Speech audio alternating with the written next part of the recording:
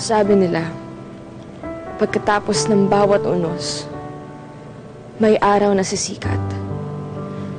Sa pagwawakas ng mga pagsubok, uusbong ang bagong pag-asa.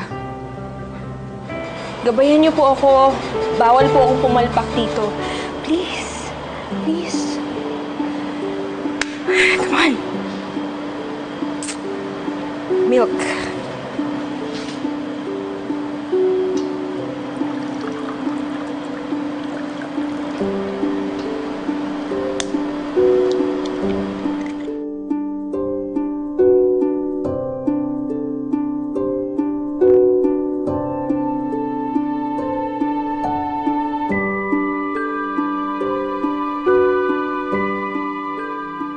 Pero kung sunod-sunod ang bira sa'yo ng buhay, paano ka nga bang mananatiling nakatayo? Paano mo makikita ang panibagong umaga? Kung hilam na hilam ang mga mata sa walang katapusang pagluha.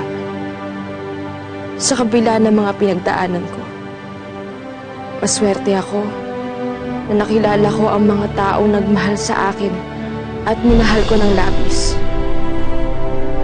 Sila ang nagbigay saysay at kahulugan sa buhay ko. Mawala man ako, alam kong nakapag-iwan ako ng marka sa kanila.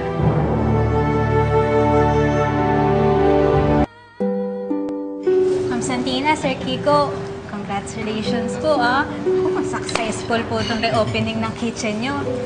Baka po sa susunod niya, next branch na Ang bilang anghel ka sana, Elma. Salamat Salamat din po. Excuse me na po, may asikasunod po po. Sige po. Sige. Sige na. Pwede ba kitang mahiram sandali? Bakit? Tara. Yes. Ano na naman yun? Halika. Halika, ano ba? Santina.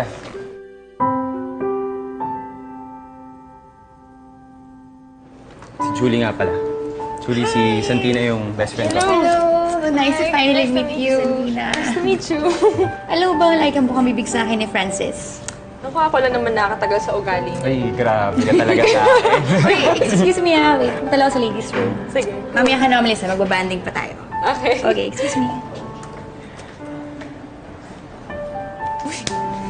Grabe ang ganda niya.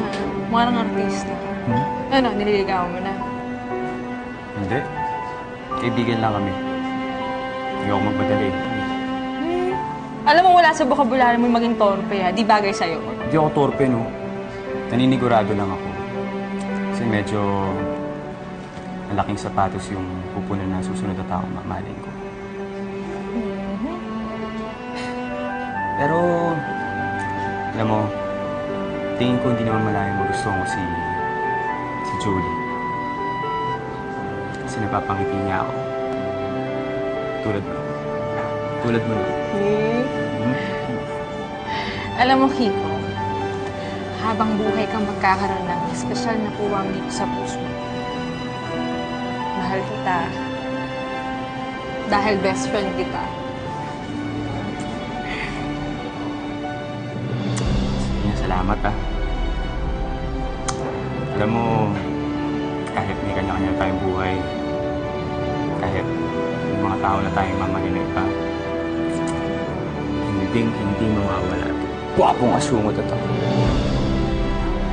Hug naman dyan.